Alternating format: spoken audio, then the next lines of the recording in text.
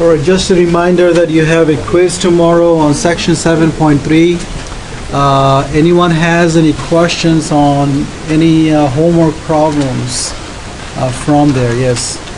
It's not from 7.3, it's just like a general question we Yeah. ask. When you're asked to find either sine inverse or cosine inverse of 1/2, how do you solve that?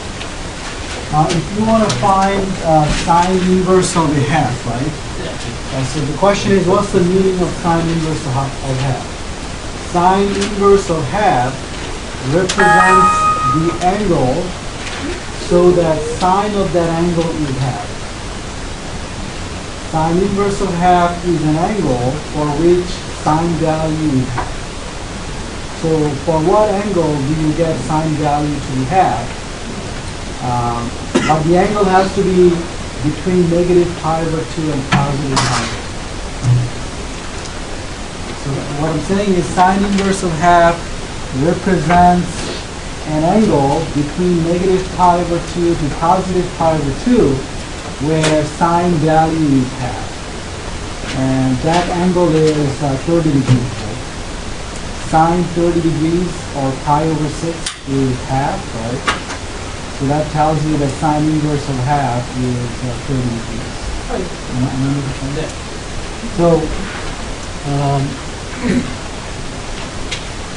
So for example, if I have sine inverse of half is the angle theta such that sine of theta is half.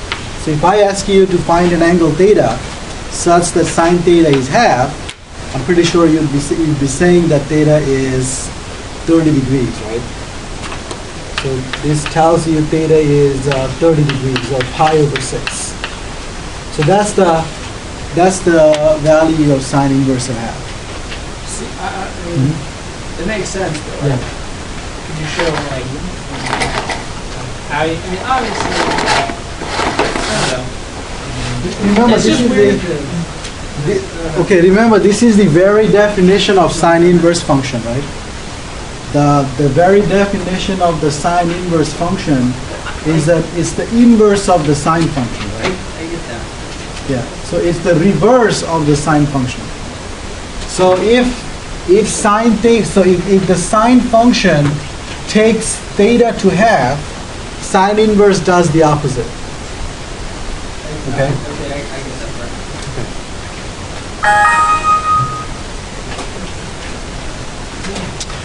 part. Anyone else has any other questions, homework or otherwise? Homework or otherwise? No? All right.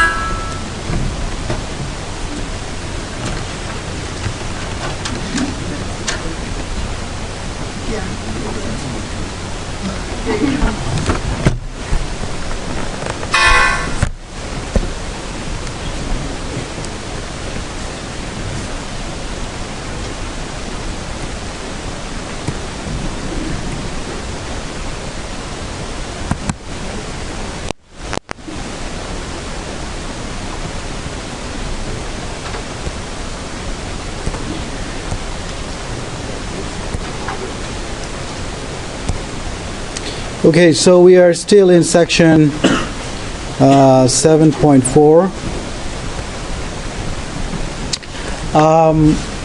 So I'm going to do another example today. Last time we looked at two examples, and those two examples covered two different cases. The first example, remember, all the factors of the denominator were linear factors with multiplicity 1.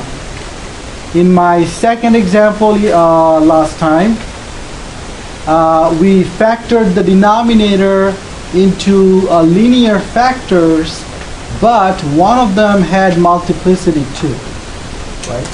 So we looked at that case. Today I want to look at the case where we have quadratic factors.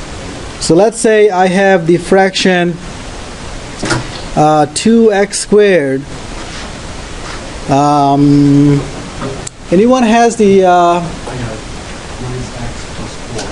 minus x plus 4. Okay, x to the third plus 4x. All right. So in order to integrate this fraction, again, we have to use the decomposition. And what's the first step again? Factor out the denominator. So I have, since in this example, the factorization is very easy, I am going to write down the whole fraction again. So in the denominator, I can factor out x, and then I have x squared plus 4. You guys agree with that? Can I factor out x squared plus 4 any farther? No, it's an irreducible quadratic, right? One way to check that I have an irreducible quadratic is that you have to set the quadratic equal to 0, apply the quadratic formula, and show that it doesn't have a solution, right? And in this case, x squared plus 4, if I set that equal to 0, it doesn't have a real solution. So it's a irreducible quadratic. So I cannot factor it any further.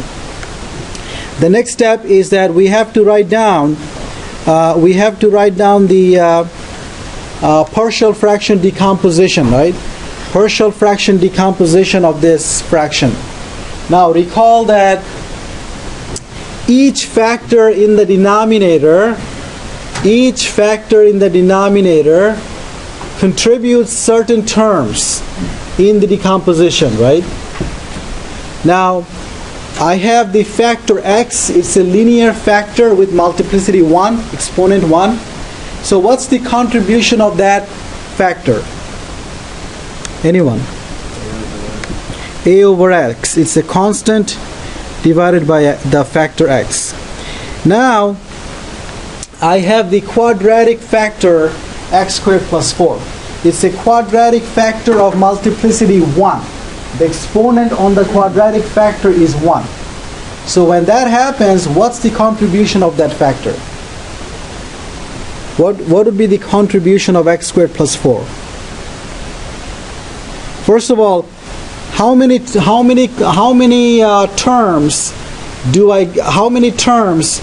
will be contributed by x squared plus 4? 1.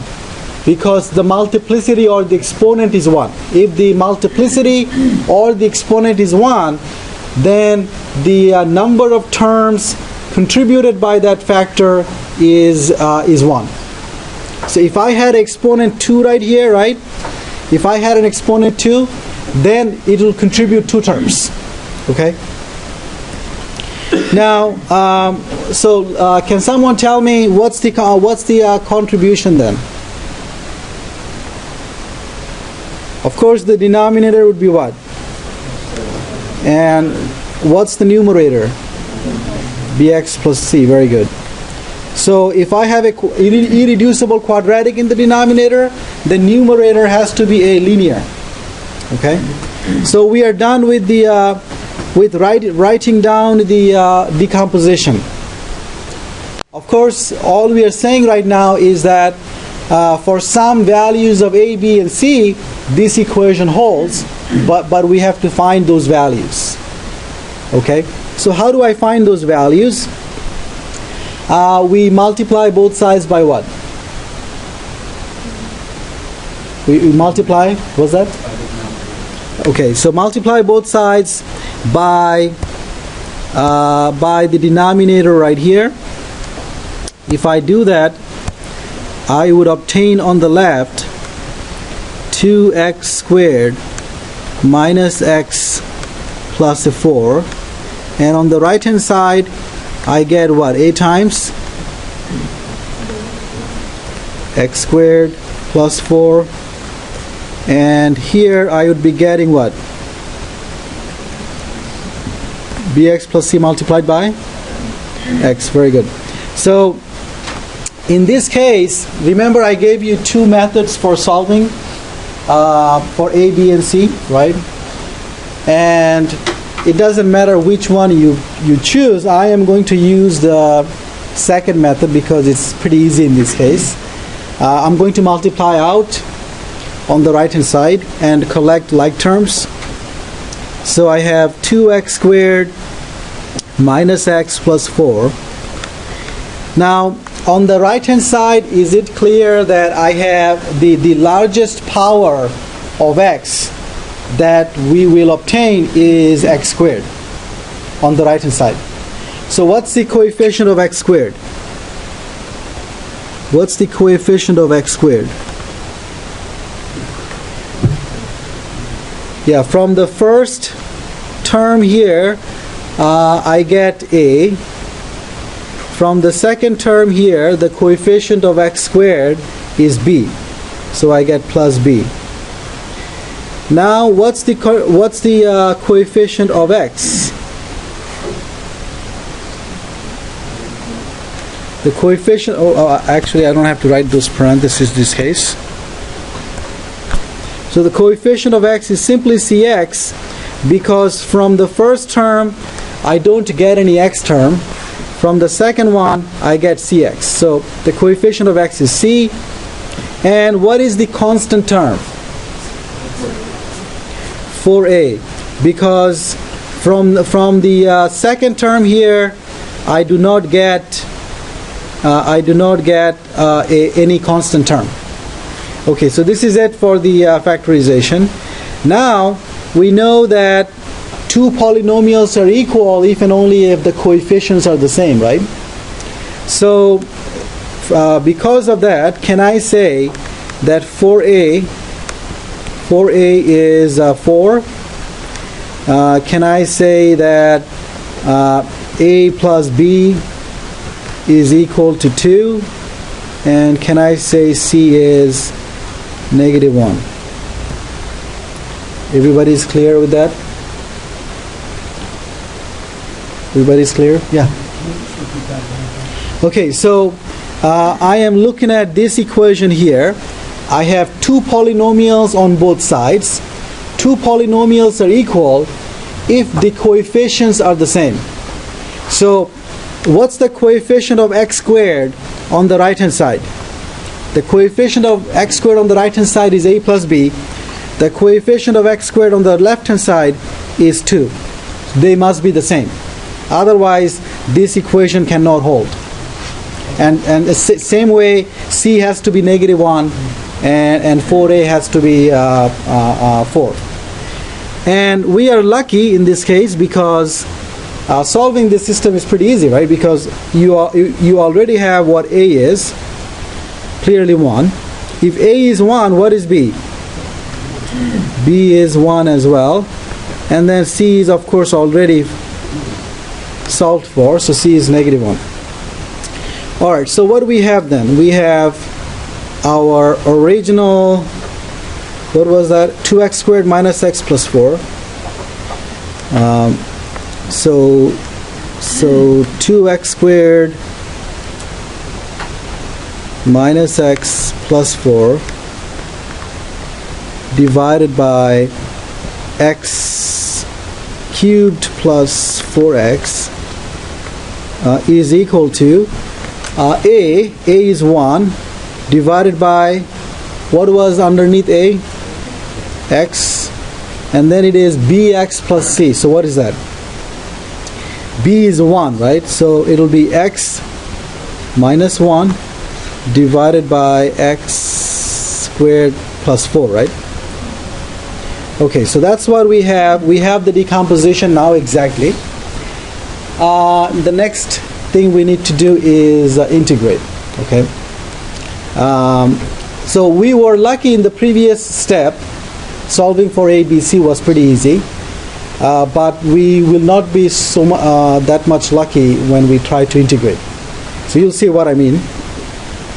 So let's integrate 2x squared minus x plus 4 over x cubed plus 4x dx. Well, I can integrate 1 over x, that's easy, plus the integral of x minus 1 over x squared plus 4. I would have been very happy if for the second integral, if the derivative of the denominator was exactly in the numerator, then things would have been pretty easy. However, that's not the case. So what we have to do here is the following. What was that? I cannot do u substitution directly as it is right now. So what I'm going to do now is look at this, concentrate. Well, it's clear how to integrate 1 over x, right? So let's concentrate on the second integral. And so let's say I have the integral x minus 1 over x squared plus 4 dx. And what we could say is that integral, I am going to separate that into 2. So I'm going to write it as x divided by x squared plus 4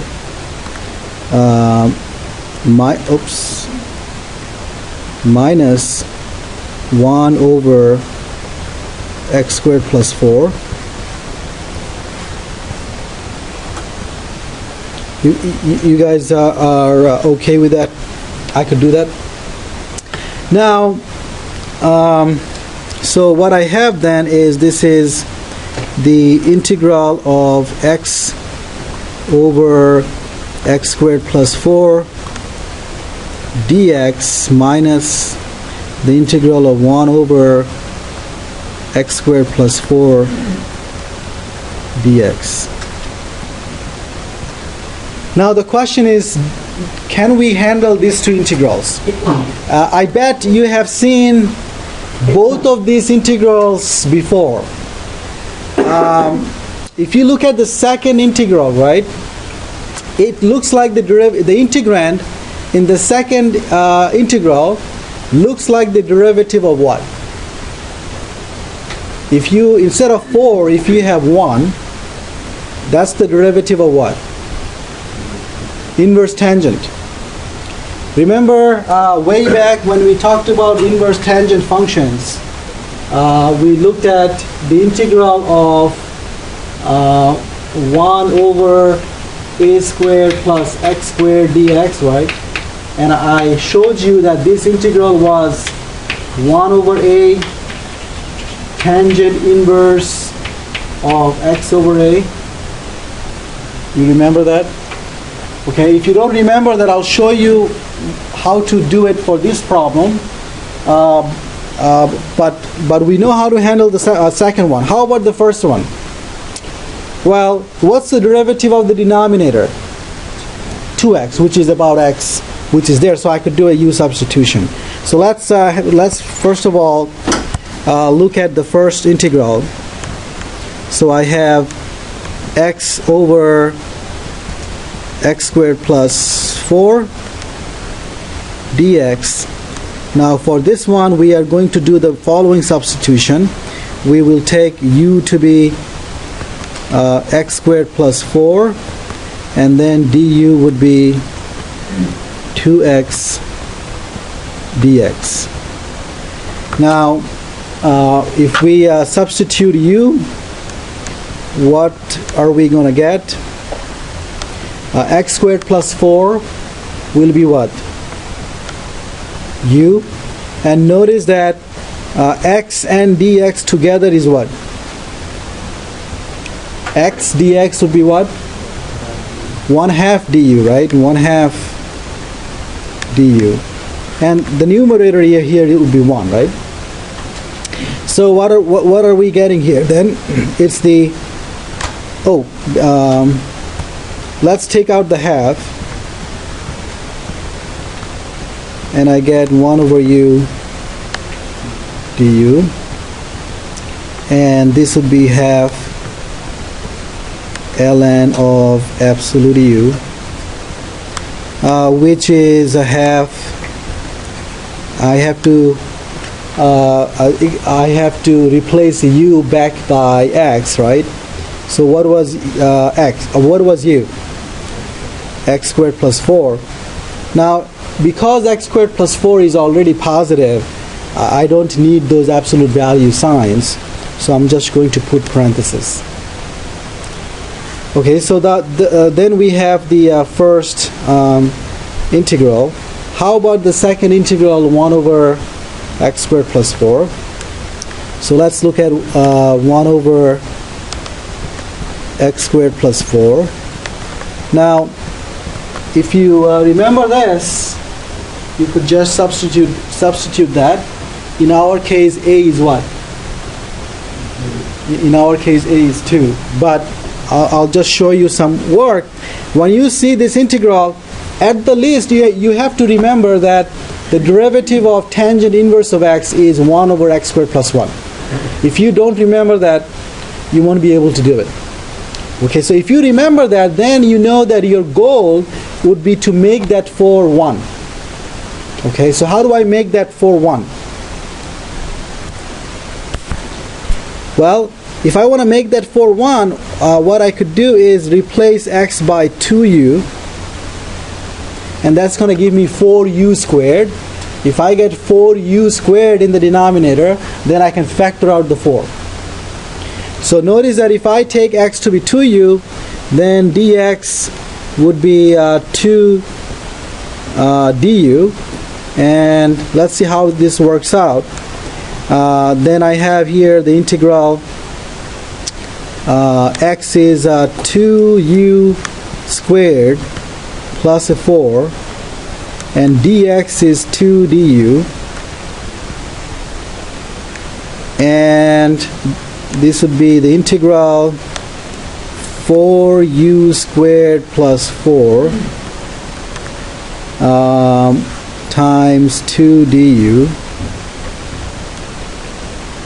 and in the denominator, if I factor out the 4, I get u squared plus 1 2 du, and 4 and 2 simplifies to a half.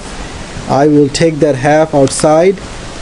Here I have 1 plus u squared du, but then now I know this is the tangent inverse of u. However, what is tangent inverse of u?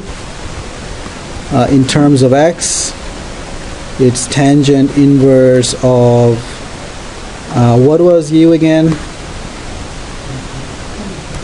X was 2u, so u is half x, right? So u is half x. So exactly what I would have got if I had a to be 2. All right, putting all this together, then, what is my punchline? The punchline is 2x squared minus x plus a 4 divided by x cubed plus 4x dx would be equal to what?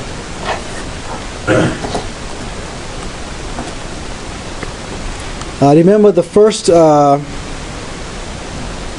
were we? We were right here. So the integral is the integral of 1 over x, which would be ln of absolute x, and then it was the integral of two other integrals we had. So half plus a half ln of x squared plus 4, and plus this guy here, which is half tangent inverse of x over 2. And at the end, we add a c. Yeah. I might have messed. This should be, where is it? The minus should be in front of the tangent inverse, you mean? Yeah. Yes, thank you.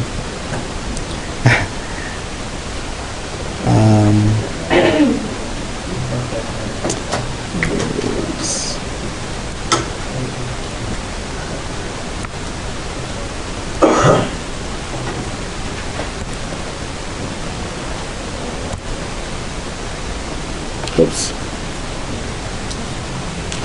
All right, any questions, anyone, with this example? Is that? This could get a lot more longer if you have more factors, right?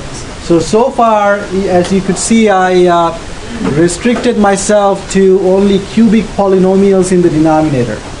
So if you have fourth power or fifth, sixth, seventh in the denominator, they get much tedious. Yeah. The 1/2 ln x squared plus 4, is it parentheses or absolute value, or does it matter? It's absolute value of x squared plus 4 is the same as x squared plus 4, because x squared plus 4 is always positive. Yeah. Any other questions? No?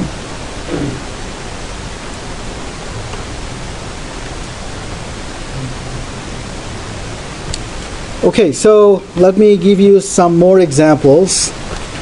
I am not going to do case 4 today. In my handout, you'll see that I have a case 4.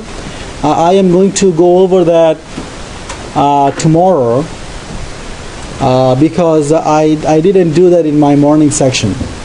They asked me a question from 7.3, and then half the time I spent on answering questions. So what I'm going to do is go over some other examples that I did want to go over, but I was going to go over them on Monday, but I'm going to do a few of them today.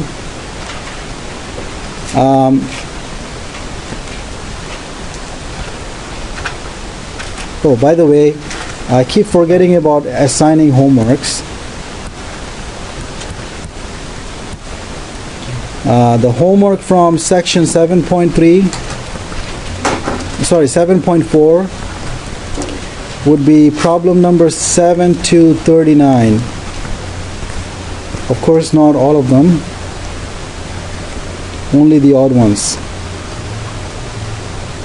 Now, I don't think any of those problems will have denominators any worse than what I have been doing. Okay.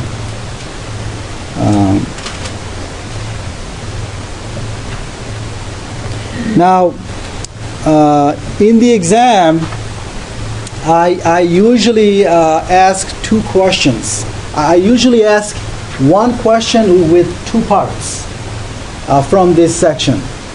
And what are the two parts? Well, the first part will say something like this. It will give you a bad-looking fraction, but all it will ask is that write down the partial fraction decomposition form of the fraction. Do you understand what I'm saying? What I'm saying is that you have to write down the decomposition only. You don't have to solve for ABC. Is that clear? You have to only write down the decomposition, that's it. What's the form? Then I have a second part where I have a simpler, much simpler fraction where I will say find the integral. So then you have to carry out and find out the ABC and carry out the integration, okay? And I'm not going to tell you exactly what problem, but it will be a little bit easier than what I have done so far. Yeah. So your last question, start with square minus x plus 4 equals So if I ask, if in my first part, if I ask write down the partial fraction decomposition form of the fraction, then all your answer will be basically this, and you're done. One line. You don't have to find ABC for the first part. Then there is a second part which will say integrate this fraction. Well, in that case, you do have to find the values of A, B, and C. Okay. Everybody is clear?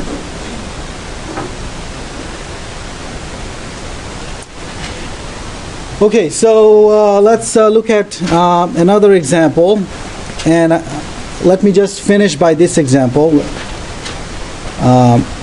Suppose I have this fraction. It is x squared divided by x squared minus 4. And again, the goal is to integrate. My goal is to integrate this fraction. What should I do? What's the first step? Anyone else? Yeah. Yeah. So first thing you have to notice is that it is an improper fraction. So long time ago when I was a student and I was doing my homework problems, there was a problem like this, and I remember that what I did was factored out. I keep doing my computations without realizing that my very first step was wrong. And when I couldn't do it, in the middle of the computations were not working out, I was really frustrated, okay? So that's why I remember to do this problem. So if the first step would be that I do what? I have to write it as a proper fraction first. But how do I do that? What's that? Carry out the polynomial division. So here's my denominator x squared minus, divisor. And here is my dividend.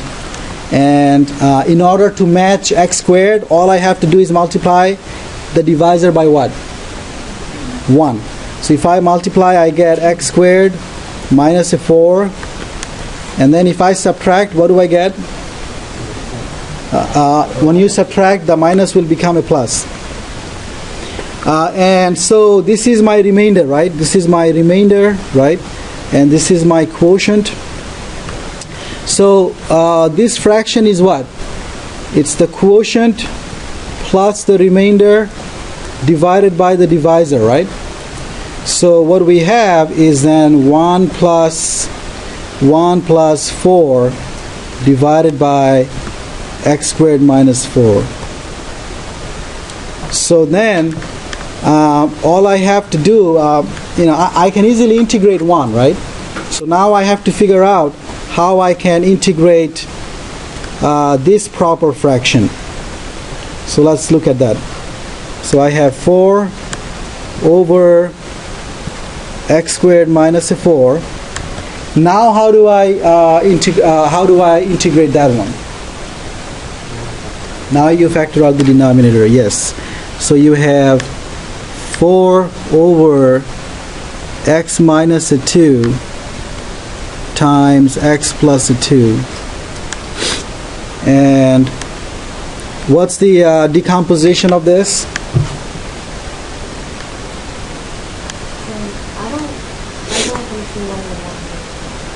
Which one? Oh, one did not run away. What I'm saying is that our goal is to integrate this guy. And I'm saying that this guy is equal to 1 plus the proper fraction, and I already know how to integrate 1, so now I'm trying to figure out how to integrate the proper fraction. I'm going to come back, yes. Yep. Okay, what's the decomposition in this case?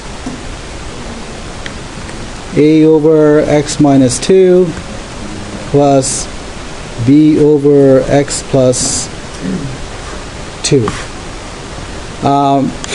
Something like this is my favorite because this is the list that you need to know, right?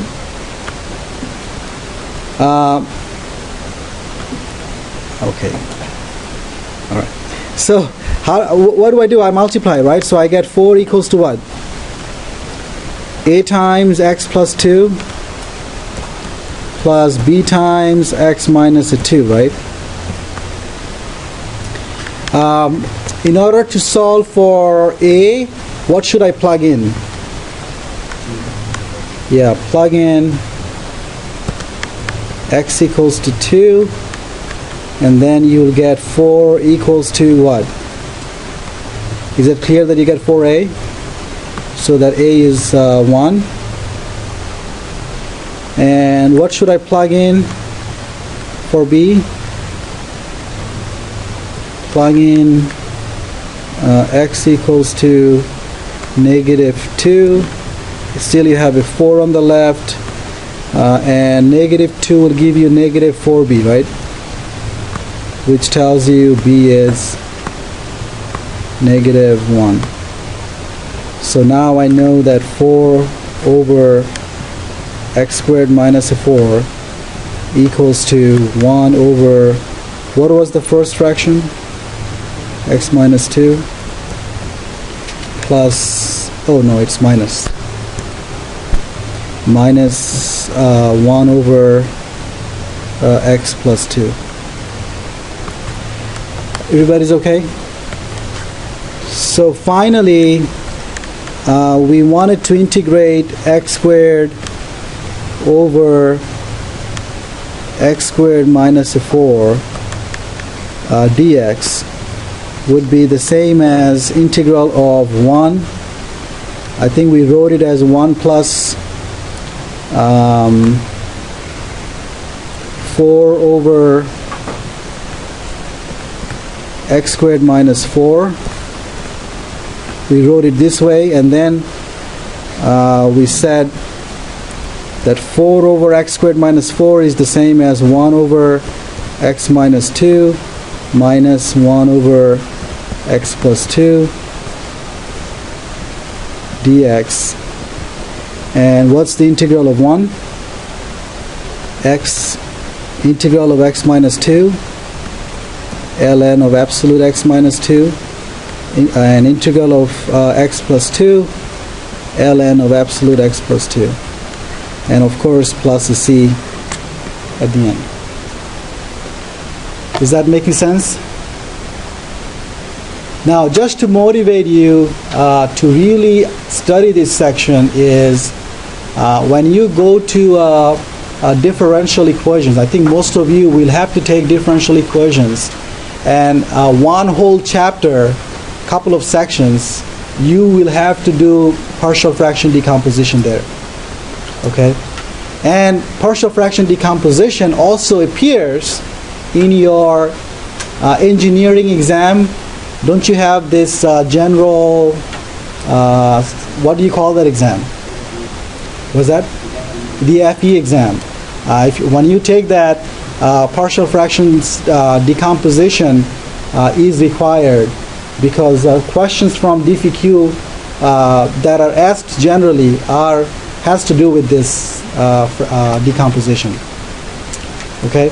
So if Calculus 2 doesn't motivate you, DFQ should motivate you, because if you don't learn it here, you will have trouble there. Okay. All right. Any questions at all? All right. I'm going to stop early just because my other class I couldn't do any more than this. Okay. Oh, by the way, yes. Quiz and just remember all of 7 to 8. Only 7.3, only 7.3, yes. I gave you a handout homework, right? By the way, I wanted to ask you a question. When I started presenting my lectures with these slides, is that bothering you? Is that are you guys having trouble with this? No. Okay. Because I wanted to save my hand from chalks, okay? But